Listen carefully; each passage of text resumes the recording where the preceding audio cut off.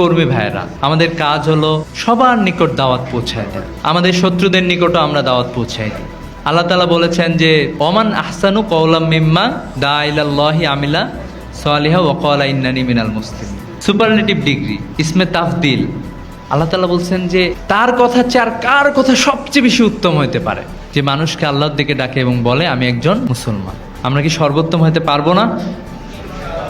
আমাদের একমাত্র আদর্শ হচ্ছে হযরত মুহাম্মদ সাল্লাল্লাহু আলাইহি সাল্লাম। আল্লাহ রাসূলের জীবন থেকে আমাদেরকে শিখতে হবে। আল্লাহ রাসূল সাল্লাল্লাহু আলাইহি ওয়াসাল্লাম ইসলাম প্রচারের জন্য স্বয়ং আল্লাহ রাসূল সাল্লাল্লাহু আলাইহি ওয়াসাল্লাম তায়েফের ময়দানে রক্তাক্ত হয়েছেন। বিশ্বের সর্বশ্রেষ্ঠ মানুষ তায়েফের ময়দানে ইসলাম প্রচারের জন্য রক্তাক্ত হয়েছিল।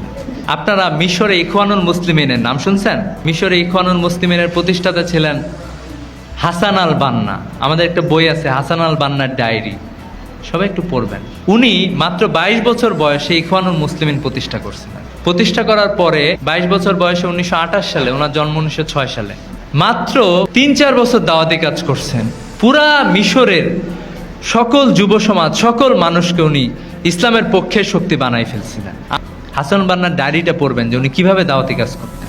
উনি প্রত্যেকটা জায়গায়, উনি যেমন মসজিদে যাইতেন, মাদ্রাসায় যাইতেন, সেই সাথে উনি ক্লাবেও যাইতেন। যেখানে সবাই মদ খায়, চা খায়, কফি খায়, এখানে উনি যাইতেন। যার পর উনি একটা নতুন কিছু কাজ করে ফেলতেন। সবার উনি অ্যাট্রাক্ট করতেন সবাইকে। অ্যাট্রাক্ট করতে সবাই যখন তার দিকে দৃষ্টি নিবদ্ধ করত, তখন উনি বলতেন, ইসলামের দাওয়াতটা উনি চমৎকারভাবে দিয়ে দিতেন। আজকে পুরা পৃথিবী অন্ধকারাচ্ছন্ন হয়ে গেছে।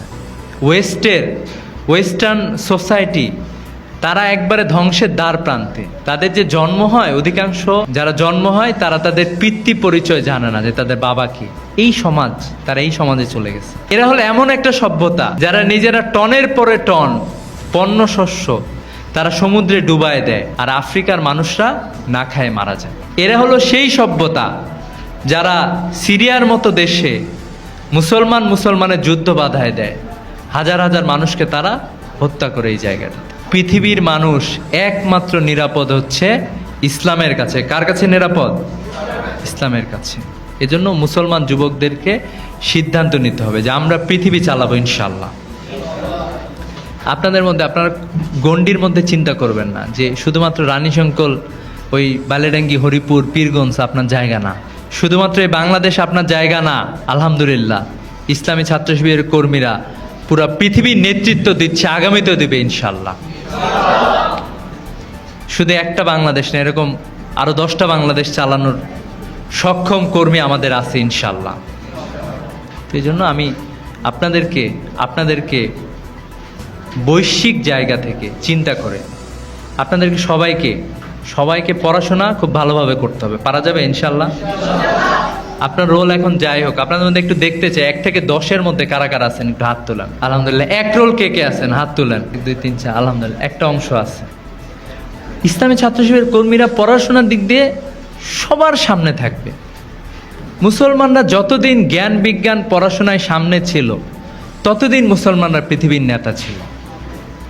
যখন আমরা পিছিয়ে গেছি, তখন কিন্তু আমরা পৃথিবীর নেতৃত্ব হারাই ফেলছি।